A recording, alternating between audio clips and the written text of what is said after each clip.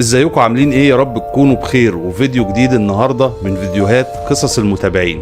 المهم زي كل مرة بقول لكم ان القصص بتاعت المتابعين دي انا معرفش اذا كانت حقيقية ولا مش حقيقية. القصص اللي انا هحكيها دي على مسؤولية اصحابها، هم بيقولوا ان القصص دي حقيقية وحصلت لهم بالفعل او حصلت لحد هم يعرفوه، لكن انا كل اللي عليا ان انا احكيها لكم وانتوا اللي تقولوا رأيكم فيها وانتوا اللي تحكموا عليها اذا كانت حقيقية ولا مش حقيقية. المهم لو انتوا جداد هنا في القناة ما تنسوش تشتركوا فيها وتفعلوا جرس التنبيهات عشان توصلكم الفيديوهات في ميعادها، وما تنسوش تعملوا لايك وشير للفيديو من كل اكونتاتكم ومن كل مواقع التواصل الاجتماعي. ولو حد عنده اي قصة وحابب يبعتها لي او حد عنده اي استفسار يبعت لي على رسائل صفحة الفيس، وهتلاقوني سايب لكم لينك صفحة الفيس موجود في وصف الفيديو تحت. ولو انتم ما عرفتوش تبعتوا لي القصص بتاعتكم على صفحة الفيس او على رسائل الفيس، ممكن تكتبوها في كومنت تحت الفيديو ده، او ممكن تكتبوها في اي كومنت على صفحة الفيس. ويلا عشان ما تبقاش المقدمة طويلة عليكم، تعالوا اقرا لكم اول قصة من قصص المتابعين. بتقول صاحبة القصة الاولى: موقف عمري ما هنساه. متعودة ان بابا بيصحينا دايما لصلاة الفجر، يعني يخبط على باب الأوضة لحد ما اصحى، ولو ما صحيتش يدخل الأوضة بيصحيني بالصوت بس من غير ما يلمسني. يجي جنب السرير كده ويناديني: قومي يا فاطمة صلي الفجر. ويصحي ماما وينزل هو على المسجد يصلي الفجر في جماعة. وفي مرة كنت بايتة عند تيتا يومين كده ورجعت البيت ما لقيتش بابا ونمت. وفي المرة دي نمت جنب أمي وجه بابا يصحيني للفجر، بس كان بيصحيني بطريقة غير معتادة. يعني لقيته شال الغطا وبيغرز صوابع ايده الخمسة بشكل عمودي في بطني بغل وغيظ كده، لدرجة انها وجعتني جامد. وصحيت لقيت ايده غرزة. قلت له: خلاص صحيت يا بابا. وبنفس الطريقة داس على امي، بس ما كانش طايلها لانها كانت جوه، وهي كمان صحيت وشافته. وهو بابا بملامحه ودقنه والترنج بتاعه كمان، وخرج من الأوضة من غير ولا كلمة. ومشيته كانت غريبة جدا، كان ماشي زي ما يكون ماشي على عجل او كأن حاجة شايلاه من على الارض. كان ماشي ثابت مفيش اي خطوات. استغربت جدا من طريقته، خصوصا انه عمره ما عمل كده. امي صحت وشافته واتقلبت على جنبها اليمين وادت وشها للحيطة وكملت نوم. بس انا قمت من الوجع في بطني وببص في الأوضة التانية، قسما بالله ما لقيتهوش. وفضلت صاحية مش قادرة افسر اللي حصل. قلت بابا اكيد صحانا ونزل المسجد، بس اول مرة يصحيني بغل وغيظ كده. بعد شوية اتصل صاحب بابا على التليفون الارضي كعادته اليومية عشان يصحيلي الفجر. رديت وقلت له: هو بابا ما جاش المسجد؟ قال لي: لا الشيخ ماهر ما جاش، انا بتصل اصحيه عشان الاقامة خلاص على وشك انها تبدأ. بتقول صاحبة القصة: أنا سمعت كده ودماغي لفت. صحيت ماما قلت لها: أنت حسيتي لما بابا جه صحانا؟ قالت لي: أيوة شفته وسمعاكي بتقولي له خلاص يا بابا صحيت كفاية. فقلت: إيه اللي رجعه بدري كده؟ فقلت لماما وأنا مستغربة: رجعه منين؟ قالت لي: أبوكي في البلد علشان واحد قريبه مات وقاعد هناك من امبارح وهيقعد النهاردة وبكرة. وعلى الساعة 9 بالليل اتصلت بيه مردش، واتصلت بقرايبنا في البلد ووصلوني بيه واتأكدت انه بايت هناك فعلا. فقلت لوالدتي وانا مصدومة: يعني ما كانش في البيت معانا اصلا؟ قالت لي: والله يا بنتي انا هتجنن ومش عارفة ازاي الموضوع ده حصل. فبتقول صاحبة القصة: السؤال هنا مين اللي صحاني ده؟ لو ما كانتش امي شافته كنت هقول اكيد بحلم، لكن امي شافته وردت عليه كمان. ما عنديش اي تفسير يقبله عقلي، والعلم عند الله وحده. بس ولحد هنا خلصت القصة الاولى. تعالوا اقرا لكم القصة اللي بعد كده.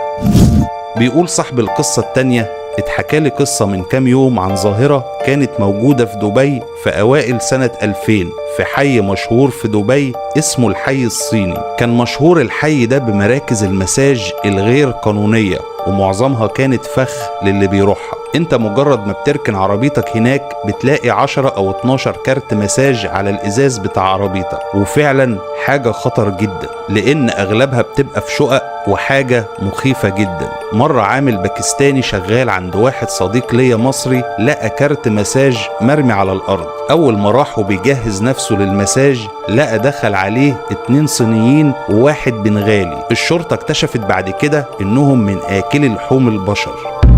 المهم الواد الباكستاني ده كان قوي واستحمل أكبر عدد من الطعنات، وقاوم لحد ما دخلوه أوضة وقفلوا عليه الباب. ولحسن الحظ إنهم نسيوا إن معاه تليفون. اتصل الشخص ده بصاحبي، طبعا صاحبي خاف جدا من إنه يروح وكلم الشرطة واداهم العنوان. الميزة هنا إن الشرطة كانت سريعة جدا، في أقل من 10 دقايق كانت بتكسر في باب الشقة ولقت الراجل مغمى عليه من كتر الدم اللي نزفه، وفتشت الشقة وقبضت على كل اللي فيها، وعرفوا إن المكان ده بيتم فيه التجارة بلحوم البشر وأكلها. والحي الصيني هناك كله كده، وبيوت كاملة من الصينيين بيخطفوا البني آدمين، والشرطة عرفت وراحت لقت إنهم بيخزنوهم في الفريزر. الصراحة حكاية مرعبة جدا. أنا أول مرة أسمع الكلام ده، أول مرة أعرف حكاية أكل لحوم البشر في الإمارات دي. على العموم لحد هنا خلصت القصة التانية، تعال أقرأ لكم القصة التالتة. بيقول صاحب القصة التالتة: أنا فايز من العراق، عندي 41 سنة وحاليا مقيم في السويد. والقصة دي حصلت معايا زمان في بغداد سنة 1996. كان وقتها الساعة 12 نص الليل لما بدأت بقراءة كتاب السحر الأحمر لمؤلفه المصري السيد الطوخي، وفي الباب الذي يخص الاتصال بنساء الجن عن طريق قواد الجن. وزي ما هو مذكور في الكتاب ان السمسار ده او قواد الجن ده شكله جميل، وده اللي بدد الخوف عندي وخلاني اجرب واشبع فضولي حوالين الجن وكيفية الاتصال بيهم وعالمهم اللي بيلفوا الغموض. كنت وقتها في سريري فغلبني النوم واخدت غفوة ونسيت اطفي النور، وحوالي الساعة 2 بعد نص الليل صحيت على صوت تنفس قوي وعالي كأنه فحيح الأفعى. بصيت ناحية الصوت ولقيته شخص أقرع وعينيه واسعة وبتلمع، وعلى وشه ابتسامة خبيثة، وكان عليه لباس احنا بنسميه بلغتنا العراقية الدشداشة. كان لونه وردي وكمامه قصيرة، وكان لبسه مش طويل، كان واصل لحد الركبة. والغريب ان الشخص ده لونه كان سماوي، وكان رافع احدى ذراعيه افقيا بمستوى الكتف، وكان بيمرجحه ينزل ويطلع بيه، وكان بيبص مباشرة لقدام ناحية الشرفة أو البلكونة يعني. ولاحظت شيء غريب، إني كنت بشوف مكتبة كتبي من خلاله رغم إنه كان واقف بين السرير والمكتبة. بدأت بالتعوذ والبسملة وقراءة المعوذات، إلا إنه ما انصرفش. قربت منه عشان أتأكد إني ما بحلمش، لكن اتضح لي بإنه حقيقة وأنا فعلا كنت صاحي. هربت من أوضة نومي وما نمتش فيها إلا بعد فترة طويلة، ولما رجعت الأوضة تاني كانت بتحصل أمور غريبة ورؤية الأشياء وجن في اليقظة والنوم. بعد كده والدتي حرقت الكتاب بعد ما عرفت بالموضوع، وبعد ما جابت شيخ لبيتنا وقرأ القرآن الكريم وبعض الأدعية، وطلب مني أسيبه لوحده في الطابق العلوي من البيت، لأن كل الأشياء الغريبة اللي كانت بتحصل في البيت كلها كانت بتحصل هناك في الطابق الأعلى. ولله الحمد اتوقفت الأمور دي، وأنا كتبت قصتي دي والله على ما أقول شهيد. ومن بعدها بفترة هاجرت من العراق، ودلوقتي أنا ساكن في السويد في مدينة اسمها بوتبوري تقريبا، مش عارف بوتبوري يعني صح ولا غلط، تقريبا اسمها بوتبوري أو حاجة زي كده. المهم لحد هنا خلصت القصة الثالثة. تعال أقرأ لكم القصة الرابعة. بصوا بقى يا إخوانا، القصة الرابعة دي قصة غريبة جدا، والله أنا بشوف العجب في قصصكم دي. المهم بيقول صاحب القصة الرابعة: حصلت القصة دي فعلا لساحر معروف، عرفتها من صديق ليا في السودان وأعدت صياغتها. حامد آدم ده اسم بطل القصة. اتولد ونشأ حامد في قبيلة في السودان، ودرس فقه وحفظ قرآن. بعد كده اتنقل لأكبر شيخ في القبيلة وفضل يدرس ويتعلم لحد ما الشيخ بتاعه قال له: انت كده وصلت للقمة يا حامد، ولازم تبقى قطب في القبيلة. القبيلة بتاعتهم المفروض بتتكون من 4 أقطاب، ومات منهم واحد، وعشان كده لازم واحد يحل محل اللي مات. وكان الاختيار وقع على حامد. ومعنى كلمة قطب يعني ساحر، بس ساحر بجد مش دجال. وكان الشرط ان حامد يكون قطب، هو انه لازم يذهب للخلا. يعني ايه الكلام ده؟ هقول لك انا، يعني يروح صحراء مفيش حد ساكن فيها خالص، ويعمل خيمة ويقعد في الخيمة ويقفل على نفسه في الخيمة لمدة 41 يوم. مش مسموح له انه ياكل غير 3 تمرات بس في اليوم، ويشرب مية خلال المدة دي كلها، ويكون عريان تماما، ويمتنع طبعا عن الصلاة. وكانت وصية وتحذير الشيخ لحامد انه ما يخافش لو جاله حد من الجن، لانه لو خاف هيخسر الدنيا والآخرة. وبالفعل نفذ حامد المطلوب كله. وفي اليوم ال40 جاله شخص اسود جدا وقال له اخرج من الخيمة يا حامد. وخرج حامد من الخيمة عشان يشوف نفسه في مكان تاني خالص غير الصحراء اللي هو فيها. لقى نفسه في مكان كله ضلمة وسواد، وابتدى يشوف ذباب. وفي لحظة جت ضفدعة وأكلت الذبابة، وفي لحظة جت قطة وأكلت الضفدعة، وفي لحظة جه كلب وأكل القطة، وجه أسد وأكل الكلب.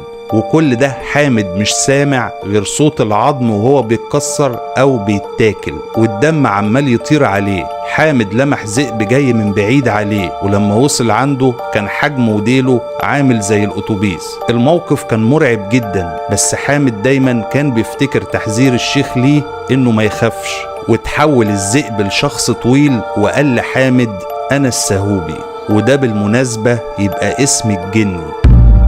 الجني أمر حامد إنه يغمض عينه ويرفع راسه للسماء وهو مغمض كده، وحامد عمل كده فعلا. وسأله السهوبي شفت إيه؟ رد عليه حامد وقال له شايف طلاسم مكتوبة في السماء. السهوبي قال له اكتبها في ورقة وخليها معاك. وأمر السهوبي حامد إنه يشرك بالله ويسب دينه ويسب النبي ويمتنع عن الصلاة. حامد افتكر كلام الشيخ لما قال له ما تعرضهوش، ونفذ كلامه كله. وحامد عمل كده فعلا. ومن هنا ابتدت حكاية الساحر حامد اللي استمر في المجال، وكان يكاد يكون أهم ساحر في العالم، لكنه تاب بعديها ب20 سنة بس. ولحد هنا خلصت القصة الرابعة. الصراحة قصة غريبة جدا. أنا خايف لك تكون القصة دي حقيقية فعلا وأنا نطقت اسم الجن ده ويظهر لي. يلا أنا ونصيبي بقى. المهم تعال أقرأ لكم القصة الخامسة والأخيرة. بتقول صاحبة القصة الخامسة والأخيرة: وإحنا في المرحلة الابتدائية كنا في عمارة في السعودية في الدمام.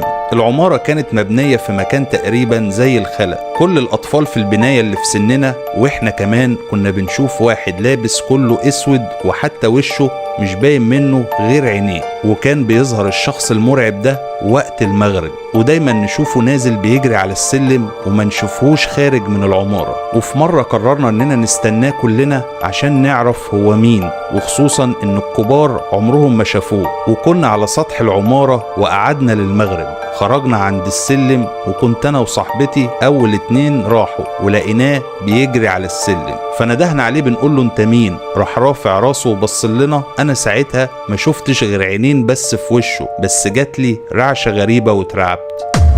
وكنت انا واختي بنشوف دايما خيالات بتجري جوه شقتنا، في منها اسود وفي منها ابيض، وماما وبابا عمرهم ما شافوها. وكمان كنا بنسمع صوت التلفزيون مفتوح بالليل، ولما نطلع نتسحب نلاقي التلفزيون مقفول وكله نايم. كانت شقة وحشة قوي، وحصلت لنا فيها قصص كتير. ومرة سيبنا اختي كان عندها امتحان تاني يوم وبتذاكر، وخرجنا انا وماما، وبابا كان عنده نبطشية في المستشفى، فسيبناها لوحدها في الشقة ونزلنا السوق. غبنا 2 ساعتين، ولما رجعنا لسه بنفتح باب الشقة لقينا اختي بتفتحه وهي معيطة، وكانت واخدة العباية ونازلة لجارتنا. بنقول لها حصل ايه؟ قالت لنا اول ما انتوا خرجتم انا اخدت الكتب ودخلت اقعد في اوضة ماما وبابا وقلت اذاكر فيها. وبالمناسبة اوضة ماما وبابا لما تقعد في مواجهة الباب تشوف باب الحمام اللي في الطرقة بره. فبتقول انها وهي قاعدة سمعت صوت كأنه صوت صفحات مجلات، حد بيتفرج وبيقلب فيها. راحت فاتحة الراديو وعلت الصوت علشان يغطي على الصوت ده شوية. اتخيلت حاجة ناحية الحمام، بتبص لقت زي راس قطة رمادي بتبص عليها، وكانت مرتفعة عن الأرض بطول واحد واقف.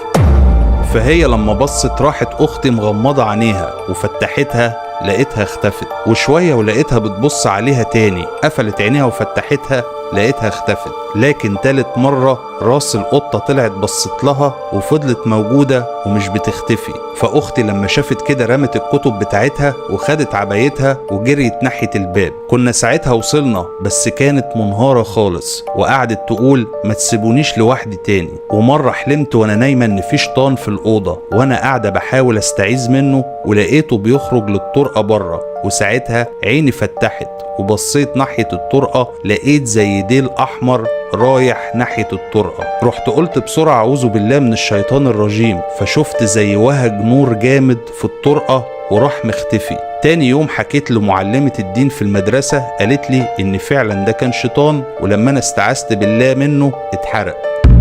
وبتقول صاحبة القصة برضو القصة اللي أنا هقولها دي حصلت في شقة السعودية لما كنا مع بابا. كان بابا وماما نزلوا وانا واختي من كتر ما كنا بنشوف حاجات فيها اتفقنا نفضل صاحيين ونقعد نتفرج على التلفزيون لغاية لما يجوا. وبعد شوية لقيت اختي نامت على الكنبة، قعدت احاول اصحيها ما كانتش سمعاني خالص. وشوية لقيت لوحة كبيرة عندنا وتقيلة جدا مكتوب عليها اشهد ان لا اله الا الله وان محمدا رسول الله. قعدت اللوحة تتهز كأن في زلزال، لكن اللوحات اللي جنبها كانت ثابتة.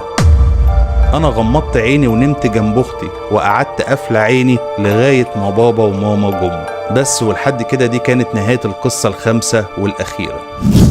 ما تنسوش لو القصص دي عجبتكم او الفيديو ده عجبكم تعملوا لايك وشير ليه، ولو انتم لسه مشتركين جداد هنا في القناة ما تنسوش تفعلوا جرس التنبيهات. ولو عندكم اي قصة وحابين تحكوها لي ابعتوها لي على رسائل صفحة الفيس او اكتبوها في اي كومنت، وان شاء الله لو طلعت القصة حلوة وتستاهل هننشرها في فيديو قصص المتابعين. وفي الاخر اقول لكم اشوفكم بألف خير ان شاء الله في فيديو جديد وحلقة جديدة المرة الجاية، واقول لكم مع السلامة.